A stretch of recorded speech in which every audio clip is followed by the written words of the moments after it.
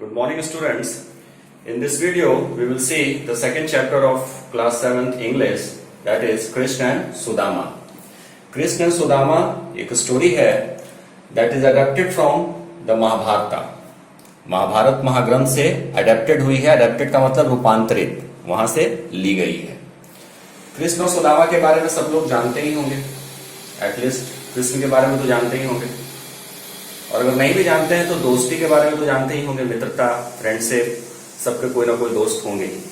तो कृष्ण और सुदामा की भी जो दोस्ती है वो अत्यंत लोकप्रिय है, और ये महाभारत से रूपांतरित स्टोरी हम लोगों को पढ़ना है.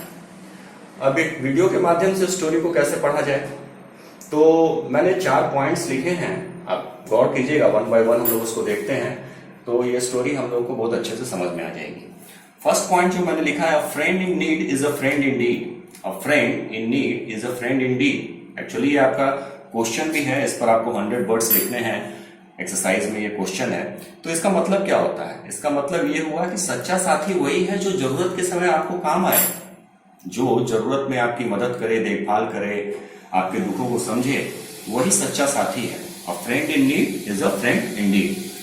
नेक्स्ट पॉइंट जो है, only a true friend can understand unspoken words. Only a true friend can understand unspoken words. ये इस चैप्टर कृष्ण और सुदामा के लास्ट लाइन में भी यही है. अब अनस्पोकन मतलब अनकही, तो एक सच्चा साथी जो है वो अनकही बातों को भी समझ जाता है. जैसे कि सुदामा कृष्ण के पास गए, उन्होंने कृष्ण से कुछ नहीं कहा, लेकिन फिर भी कृष्ण ने सुदामा की अनकही बातों को समझ लिया और उनकी मदद की. तीसरा पॉइंट हमारा है, कृष्ण सुदामा मित्रता देती है संदेश, ऊंच नीच से दूर है मित्रों के परिवेश. कृष्ण सुदामा की जो मित्रता है वो हमें क्या संदेश देती है कि मित्रों के जो परिवेश है, परिवेश का मतलब दायरा, सर्कल है ना, एनवायरमेंट. तो मित्रों का जो सर्किल है, दायरा है, वो ऊंच नीच के फर्क को नहीं जानता, वो गरीब अमीर के फर्क को नहीं जानता. और कृष्ण सुदामा की मित्रता हमें यही संदेश देती है. कृष्ण बड़े अमीर थे, सुदामा गरीब ब्राह्मण था, लेकिन फिर भी कृष्ण ने सुदामा की मदद की. और चौथा एक दोहा है रहीम जी का, कही रहीम संपत्ति सगे बनत बहुत बहुरीत. कही रहीम संपत्ति सगे बनत बहुत बहुरीत, विपत्ति कसौटी जे कसे तेई साचे नीत. कहने का मतलब रहीम जी कहते हैं कि अगर आपके पास संपत्ति है, अगर आपके पास धन है, दौलत है, तो बहुत सारे सगे संबंधी आपके बनेंगे, बहुत सारे दोस्त रिश्तेदार आपसे जुड़ेंगे, आपसे सटेंगे, लेकिन विपत्ति के समय जो आपके साथ खड़ा हो, आपकी मदद करे, वही सच्चा मित्र है. नीत मतलब मित्र, साचे, सच्चा. तो कृष्ण ने सुदामा की जो मदद की है ना, विपत्ति के समय की, उसकी स्थिति ठीक नहीं थी और ये इसके बचपन के मित्र थे, ये जब इनके पास गए तो उन्होंने इसकी मदद की. अब हम इसके समरी को देखेंगे.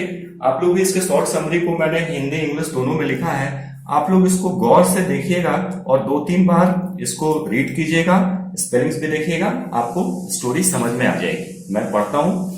सुदामा वॉज अ पुअर ब्राह्मण, Krishna was his friend. Later Krishna became the king of Dwarika, but Sudama remained poor. One day Sudama's wife requested him to go to Krishna and ask him for some help. Listening to his wife's words, Sudama left for Dwarika. He had some past rice as a gift for Krishna. Krishna liked the gift of Sudama. Sudama was treated well at Krishna's palace. Krishna himself cared a lot for his friend's needs. Very soon Sudama also became rich by the grace of Lord Krishna. ठीक है, समझ में आ जाएगा. इसको 2-3 बार read कीजिएगा. इसकी हिंदी में विवरणी, संक्षिप्त विवरणी देखते हैं. सुदामा एक गरीब ब्राह्मण था, कृष्ण उसके मित्र थे. बाद में कृष्ण द्वारिका के राजा बने, लेकिन सुदामा गरीब ही रहा. एक दिन अपनी पत्नी द्वारा बार बार विवश करने पर सुदामा कृष्ण की मदद पाने के लिए द्वारिका के लिए निकले. उपहार के तौर पर उन्होंने अपने साथ भुना हुआ चावल रखा. कृष्ण ने इस उपहार का भरपूर आनंद उठाया. सुदामा का शाही महल में खूब आदर सत्कार हुआ. कृष्ण स्वयं अपने मित्र की सेवा में लगे हुए थे. बहुत जल्द सुदामा भी अपने मित्र की कृपा से अमीर हो गए.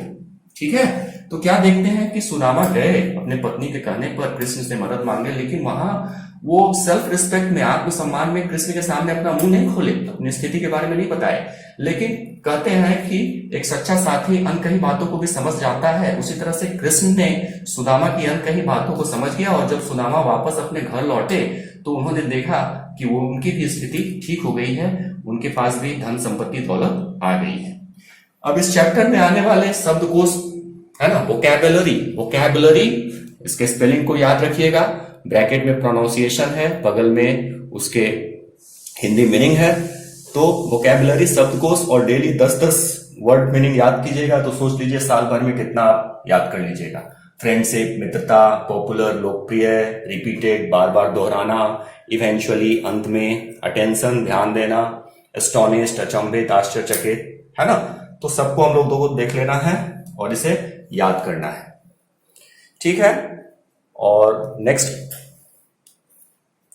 देख लीजिए इसे अच्छे से।